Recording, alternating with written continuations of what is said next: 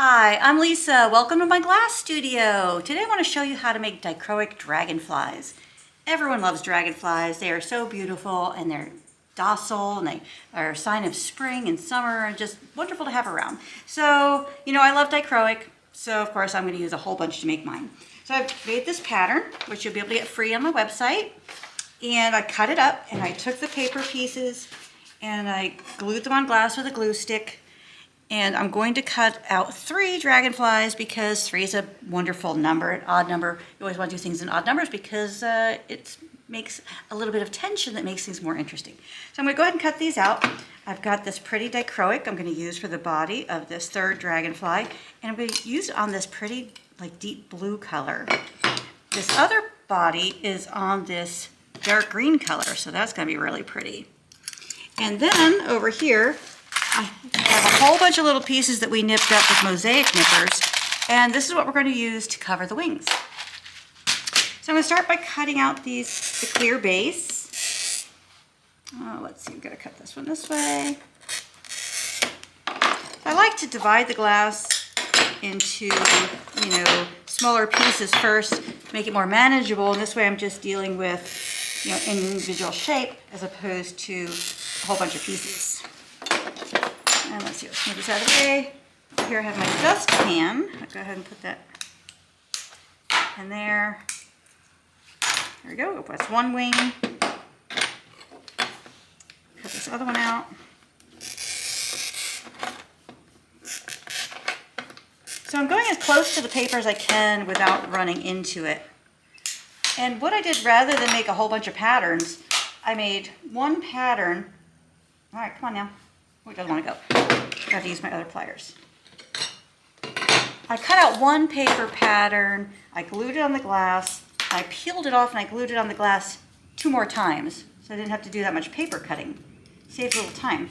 We'll cut that as close as we can, get this one a little bit closer here on the tip.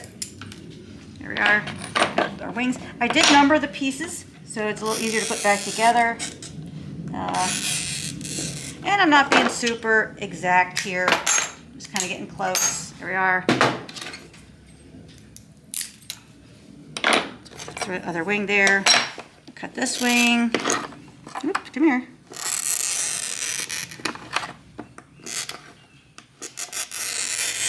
Isn't that a beautiful sound? That cutter on that glass, making that nice little sing when the cutter goes along the glass and doesn't grind, and you get a nice cut. There we are. Size those up. Okay, that one came out a little bumpy. That's all right. We're going to take that to the grinder and grind that up. Now I'm going to take this dichroic glass, and look, I've got tweezers handy today because I got smart. Keep those handy. Here's the body. Now the body is cut from dichroic, which is a thinner material, so it cuts pretty easy. So I just did all those wiggly lines at one time. Let's see what happens. Oh boy, almost got it. There we go, we got that one. Let's see about this one over here. There we are, look. 2 easy little breaks. And there's that pretty pattern on the back. So the dichroic, when it has a texture to it, the textured side is usually the dichroic side, so you know to put that down so these other pieces stick nicely. All right, now the paper doesn't want to come off here. So I have 2 options. I could just stick this piece of glass in the water bucket and it'll soak right off. Or I could peel off what I can, which is what I'm doing, and then take a wet sponge and clean any residue of that glue off of there. So I've peeled the paper off the little blue body. I'm sorry, off the dichroic body. What did I do with the dichroic body? Did you just toss it in the dichroic pile? Oh, I don't know what I did with the dichroic body. Oh, I did. I put it in the scrap pile. Okay, don't do that. Don't do that. All right, so here's my body. And I'm going to take the paper, put a little bit of glue on it from a glue stick, and you just need a couple little dabs just so it doesn't shift on you. Put a couple little dabs on there, glue that paper down. There we are. Cover up that glue stick so it doesn't dry up on you, so you have it to use over and over again. Cut the body.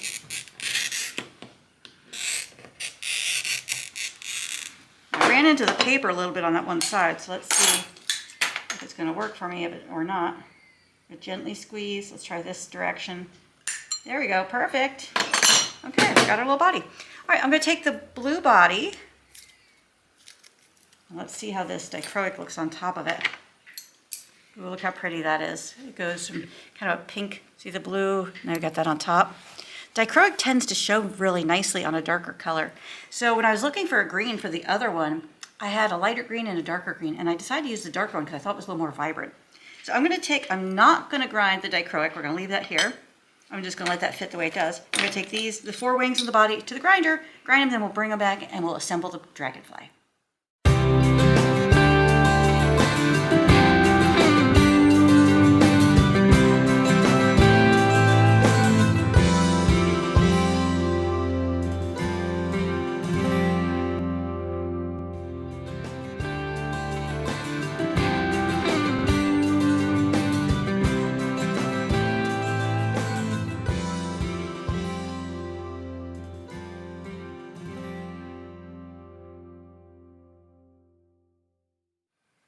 All right, so I ground the body and the 4 wings. I'm going to lay these on the shelf in such a way that everything fits. Here's the beautiful body. Put that on top. And now we're going to take these tweezers and all these pretty pieces of dichroic and lay them out in a way that they're overlapping. Now, I'm not really concerned about, upside, downside. I'm just laying them out so that it's pretty and glittery. I'm going to fire this to a tack fuse temperature so that it has texture. I'm pretty excited about that. Here's a pretty piece with some yellow in it. And here's kind of a rainbow piece. Let's put that there. So I'm using the dichroic glass overlapping to make sure that these wings will stick to the body a little bit. See how we've overlapped a little bit here and a little bit over here? That's all intentional so that we get some good contact and good strength, because this is kind of a fragile piece and I want to make sure, that it stays intact, because there's a lot of really fun material here. I don't want to waste it, of course. Now there, I think I needed a longer one. Put one longer one on the bottom. There we go. And the tack fuse temperature should soften these out a little bit, so they're, they won't be sharp on the edges. Oh, that one wants to roll off. Oh boy, here we go. Get back on there. All right, turn this one this way. We will overlap that one a little bit. Yes, excellent. Okay, add some more here. And just kind of building it up to the point where I think those two are similar in color. And stir around here and get something different. There we go. Oh, it's so shiny. It's like looking into the sun. I don't think I want that one. I do want that one.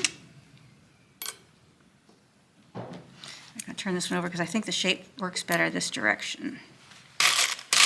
Now, you don't usually overlap the dichroic over dichroic, but, sometimes you just want to do something different and something that's fun and something that kind of breaks the rules, and I just love breaking rules.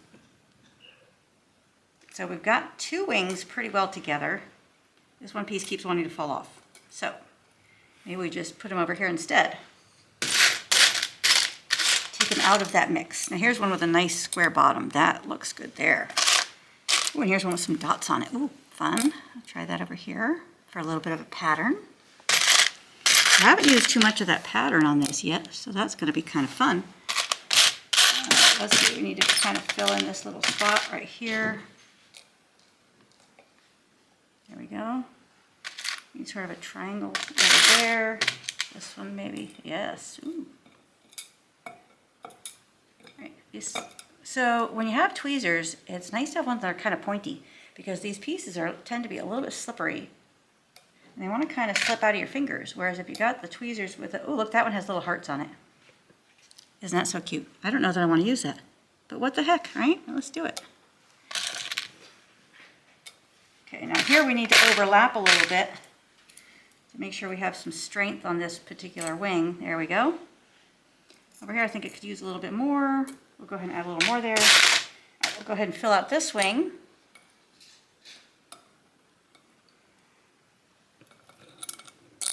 There we go.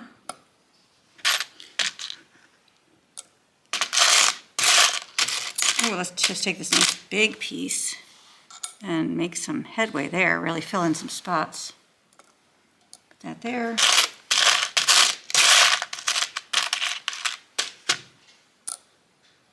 These kind of are starting to look like the same material. And I really want a little bit of variation here, so I'm going to just switch that out for something different. There we go. Now I need kind of a long skinny. There's a long skinny. There we go. Oops. Uh-oh. Everything's moving on me. This is going to be really fun to carry to the kiln, don't you think? Yeah, I think so. All right. All right, I'm looking for another long skinny. Here we go. I've got one right here. And now we're going to do a little bit of overlap on this one. Don't have any dots on this wing, so let's go ahead and put some dots there. Because we have dots on the other one, so we want to kind of make sure that they have some sort of continuity here. There we go, put some dots there. We should probably put a few dots over on this side, or maybe some little hearts. There we are. Now I'm not real concerned about really piling this up, just having a good time building it. Oh, and this one doesn't want to stay on there. Okay, let's see about you. This one reminds me of a llama's head, if you can imagine. And maybe that's why it doesn't want to conform, because it's a crazy little shape. There we go. Ooh, that one worked nicely. Okay, I'm pretty pleased with this. I think we're going to put an extra one right here and make sure these are overlapping to some degree. That one there. All right, we got overlap everywhere, so that's great. All right, so look at all this fun stuff we have left over. You know that's going to end up in something fun. All right, so we're going to transport this over to the kiln. Everybody, hold your breath with me. Here we go.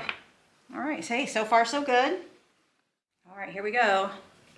Working our way over to the kiln. Usually I kind of try to straighten things up and put them in a certain direction, but I'm actually going to go ahead and do that. Here we go. There we go. Look how pretty that is. A lot of sparkle going on there. And a lot of glitter. Pretty excited about these. All right, we're going to take this to a rack temperature and then come back, open the kiln, and we'll see what we have. Welcome back to the studio. The kiln fired overnight. Let's see what we have in here. Very exciting. Ooh, look at these. Aren't they spectacular? Look at all that shiny dichroic. I love this pattern on top of the, let's see, that it turned purple, but the actual was blue underneath. This was a really pretty blue, and this one had some purples in it, which I think showed up really nicely.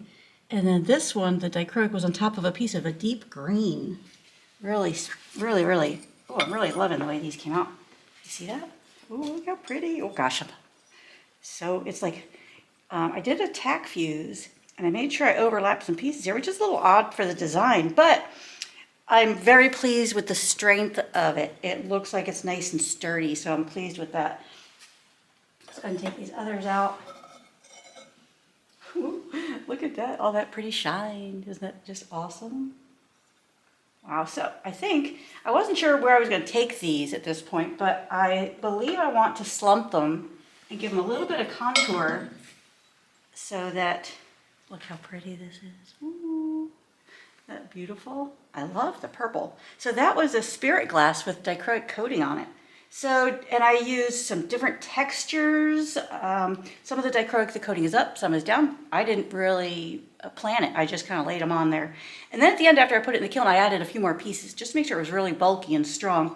I was really specific to make sure I had pieces here because it's only a tack fuse. I wanted to make sure that that was nice and strong. So we're going to put those there for a moment.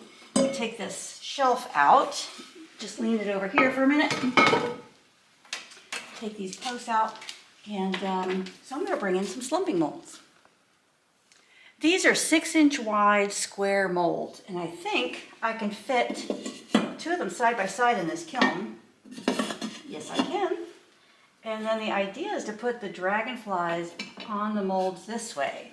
So I tried a different mold a smaller one and they didn't fit. And I didn't really plan the dimensions or to slump these, so I'm really pleased they fit in these molds. And I want to reiterate, which I've said before, you can take something like a square mold and use a project that's not square and slump it in that mold and get a really nice effect. So what this should do is the wings should kind of curve up, the body should kind of hit the bottom, the tail should come up a little bit. If I bring it this way, I'll have a little less curve in the tail area, but overall, I think this is going to be a really nice shape. So I'm going to go ahead and put this inside the kiln. And I took the shelf out so that these molds are as far away from the coils as possible. So that when these slump, the glass will be, far away from these coils. Oh, these are just so pretty. And I still don't really know what I'm going to use these for, but I'm excited to see them come out after they've been slumped. We're going to slump these pieces in these molds and then bring you back and show you what we have. Welcome back to the studio. We're going to open the kiln and see what our dragonflies look like.